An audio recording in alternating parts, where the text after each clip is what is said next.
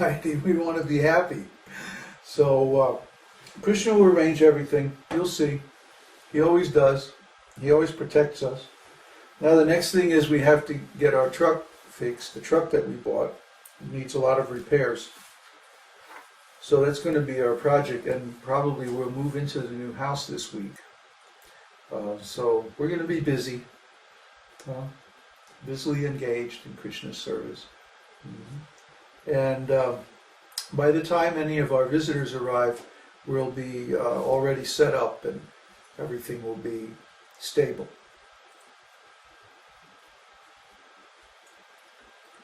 So, any questions or discussion about that while we're on the subject before we get to Nectar of Devotion?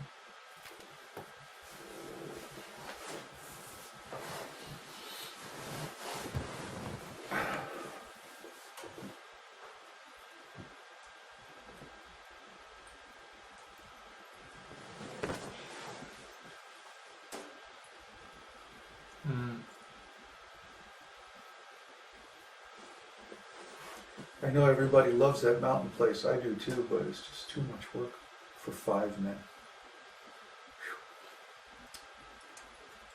No questions? No discussion? Yes? No? You're crazy? Nothing. Nothing? Okay. I wonder if it's connected. You guys have sound? You're hearing? You're following the discussion? Is anybody out there? Hello?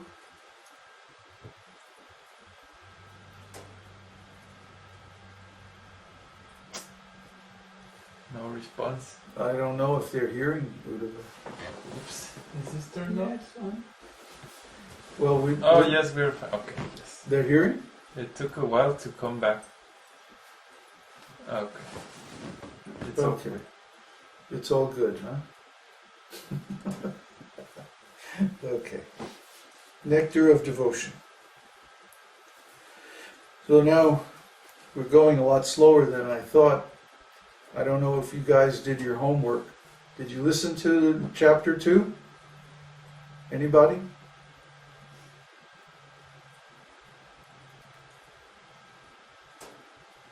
Mike, yes. Well, Mike is always, can always count on him. What about everybody else, huh? Santiago devotees and Indira, yes. Good. Okay. So somebody out there is on the ball. So chapter 2 is called the first stages of devotion. In devotional service, there are 3 stages, generally speaking. The beginning stage is called devotional service in practice. And then the middle stage is called devotional service in ecstasy. And then the perfect stage is called devotional service in pure love. So in the beginning of devotional service, there's always some errors or offenses or mistakes.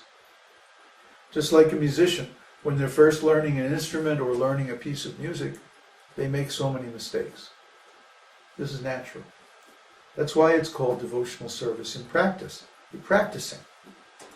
When you're practicing, you're going to make mistakes. That's all right. That's expected. So we don't expect anyone to come and simply take up this devotional service immediately and do it perfectly. That would be unrealistic. What's going to happen is they'll come and they'll take it up gradually, one step at a time. And in the process, they have to clear up so many misconceptions, have to purify themselves so that they become eligible candidates for devotional service. And they have to learn so many things, how to do properly, the different practices, the philosophy, and so on, so that they don't fall down. So this is the first stage of devotional service, and this is going to be the first topic that Nectar of Devotion takes up. Therefore, we see in the later chapters, like chapter 5, 6, 7, 8, there's so many rules and regulations, so many regulative principles discussed. Okay, devotional service, according to the regulative principles in the scriptures, is the beginning stage of devotional service. It's devotional service in practice. This is called Vaidhi Bhakti. Vaidhi means according to knowledge, vidya. You see? Vidya is the root of the word Vaidhi. Vaidhi means according to knowledge, or by the force of knowledge, or by the use of knowledge. So in the beginning we come to devotional service and we read so many books and we learn philosophy and we learn so many regulative principles. Do this, don't do that. No? The essence of all the regulative principles is always remember Krishna. Never forget Krishna. It's really very simple. Somebody was asking on the forum, oh, there are so many regulative principles, so many rules. How can we follow all these rules? How is it possible? That wasn't on the forum, it was on YouTube. Somebody asked this question. And of course the answer is, all the rules and regulations are instructions to get us situated in the mode of goodness. So if we simply cultivate the mode of goodness, then we will automatically follow all the rules and regulations. Okay? For example, a person in the mode of goodness is not offensive. They have no desire to fight, argue, put down, criticize, or be negative about another person or another or anything. They just want to be happy. That's the nature of the mode of goodness. Mode of goodness, Krishna says in Bhagavad-gītā in chapter 18, the mode of goodness is purer than the rest, but it conditions one to happiness. He also says in another place, in the 16th chapter, I think, he says the mode of goodness, the result of the mode of goodness is happiness.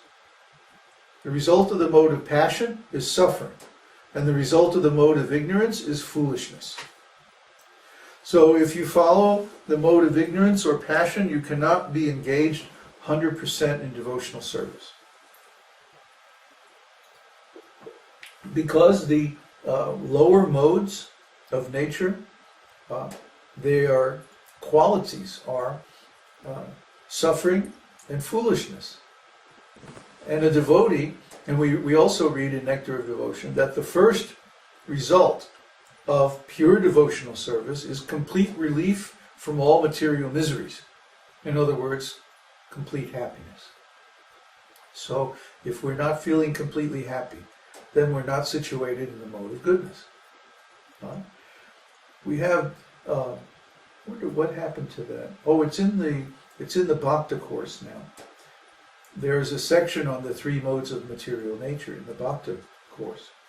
And when you do this course, then you will go through this paper that we wrote, extracted from the scriptures, where we take the three modes of material nature and compare them according to many different things.